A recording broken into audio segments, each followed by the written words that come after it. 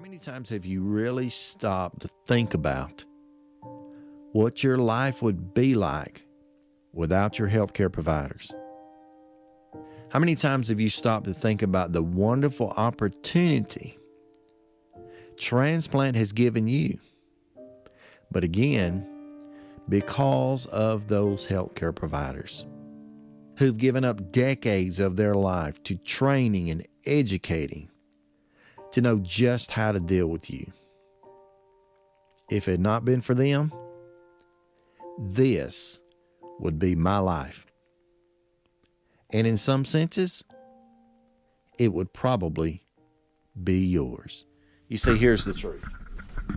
The truth is, without my healthcare providers, without the team who was so good to me and treated me so well, who provided for me the highest quality care possible, this empty chair that you just took view of, that would be my life. That would be the totality of my life. That would be all of my life that was left, which does not exist on this side of eternity on this earth. Folks, I want to tell you without shadow of a doubt, without question, that I believe in my healthcare providers. I stand for them. I stand up for them. I stand behind them in every situation, including the one that we're talking about today in this video. I've seen a tremendously awful scenario that's been appearing just lately over in many of my social media groups. Whether it's on Facebook or Twitter, sometimes even Instagram, different platforms, I'm seeing a tremendous problem right now, even with us, some of us at least as transplant patients, in that I think some of us have lost our appreciation for what they've done.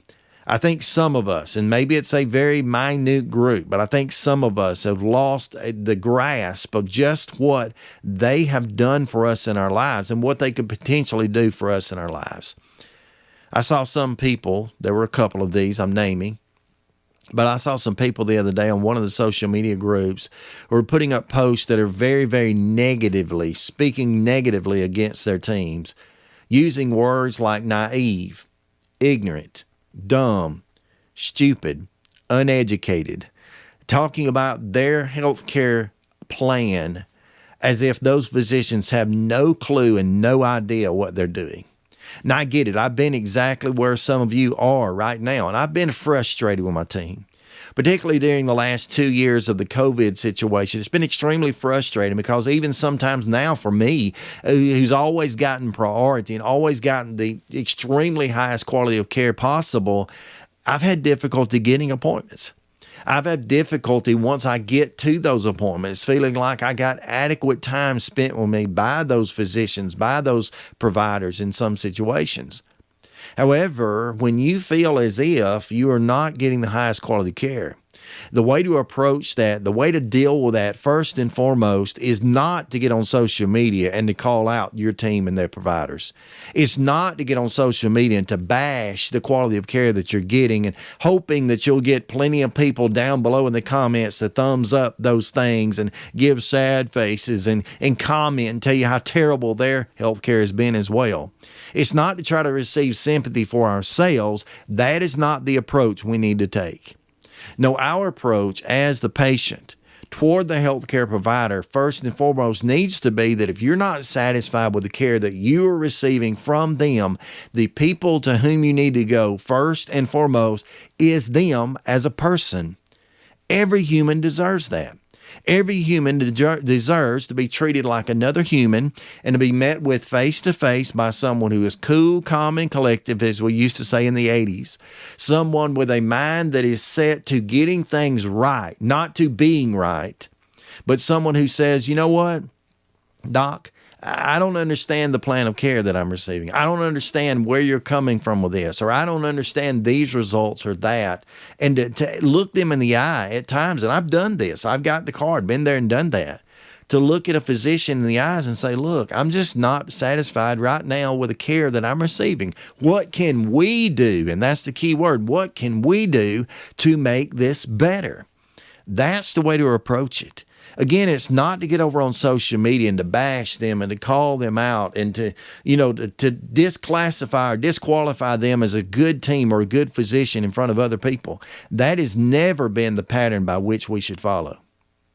If we want to receive the best quality care we possibly can, we're going to have to be one-on-one, face-to-face with those physicians and in a very kind, considerate, and compassionate way. We've got to talk with them about our care.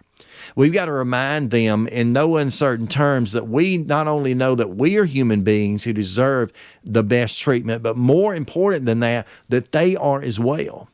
You see, they don't deserve the abuse and the misuse and the ill will that we have sometimes shown toward them. Let me give you an example. The average cardiologist in the United States, I'm a heart transplant recipient, okay, but the average cardiologist in the United States spends about 14 years of their life in training to care for you. 14 years. And you think about that. What if to reach your goal in your career, in your job, in your situation, to make the income that you make, what if you had to spend 14 years in preparation for that? Now, that's not even including the specialty care that they sometimes receive. For example, every cardiologist is not exactly the same. Some cardiologists are more trained toward one area or another, particularly heart failure / transplant. That's the people I deal with on a regular basis. They are more qualified, more educated than the average cardiologist who you would meet in just a local office, who you might find in your local hospitals or something like that. They are more highly educated than that. So the potential is that they have spent 14 years getting prepared to go into more time, maybe 2-3 more years of specialized training just to be your physician, just in that special situation, just to be able to offer you the opportunity of life through transplant.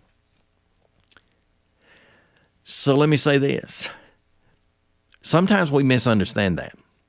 Sometimes we look at a physician based on 1 or 2 visits and we say about them, you know what, they're not any good. They don't know what they're talking about. They're ignorant. They're naive. They're stupid. Sometimes we say that based on what we have dealt with in our situation. But again, people, they're only humans. They're limited by what they know and are able to know. And their continued education, continued training, believe it or not, is coming from dealing with you. It's coming from every patient that passes through their door on a daily basis. Every situation that might be a little bit different, a little bit quirky, a little bit strange is coming from you. And so the feedback that you give them is enormous, but also the kindness that you express is tremendous. I'm just asking, okay? Again, been there, done that. I've done the wrong thing too many times. But I'm asking us as transplant patients, when we deal with our teams, again, doctors, coordinators, nurse practitioners, nurses, the staff in general, when we deal with our teams, just be kind. Just be that person who is compassionate, who's concerned, and who's considerate of what they're dealing with. Be that person who understands that right now, still remaining, as much as most of this has pushed through this pandemic situation, they're still dealing with short staffs, short schedules, so in some cases short tempers, and they're still trying. They're still showing up for work every day to care for you. And the way that you treat them is not only in some cases could be wrong, the way that you treat them could be right. You could be that patient that comes in that day, and because of the way that you treat them, the respect, the kindness, the compassion, the love that you show them, the extra, words of encouragement that you give them, that could make the difference, not just in your care, but in everybody's care. Because when we're out there like some are doing right now, and if you're doing this, I'm talking to you right now. I'm talking to you. Stop. If you're publicly abusing or bashing or making fun of your healthcare providers on social media, that is not right. And I promise you this, it will not end in you getting better quality care.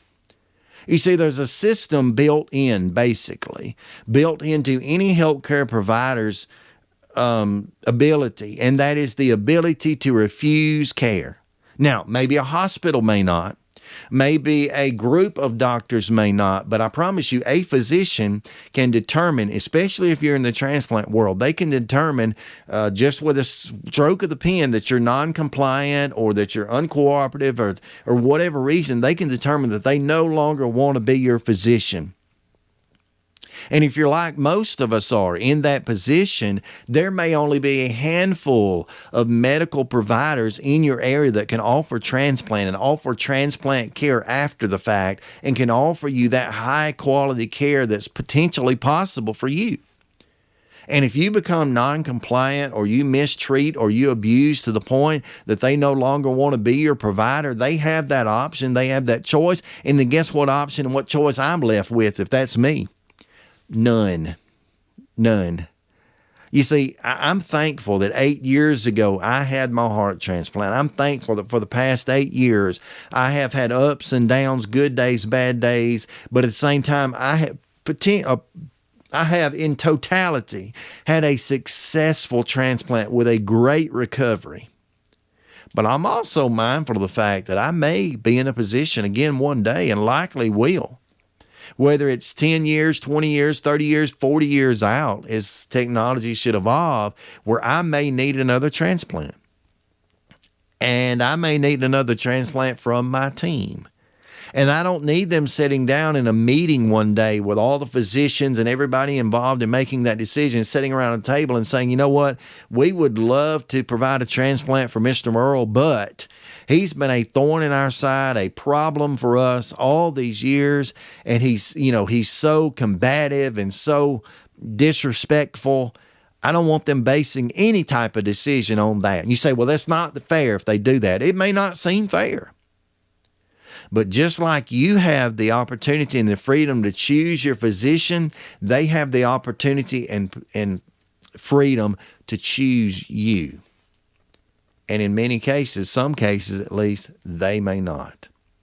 So I'm here every time I sit down with you to have one of these discussions. I'm here to advocate, educate, and motivate you as a transplant patient. And today, I'm advocating for the physicians.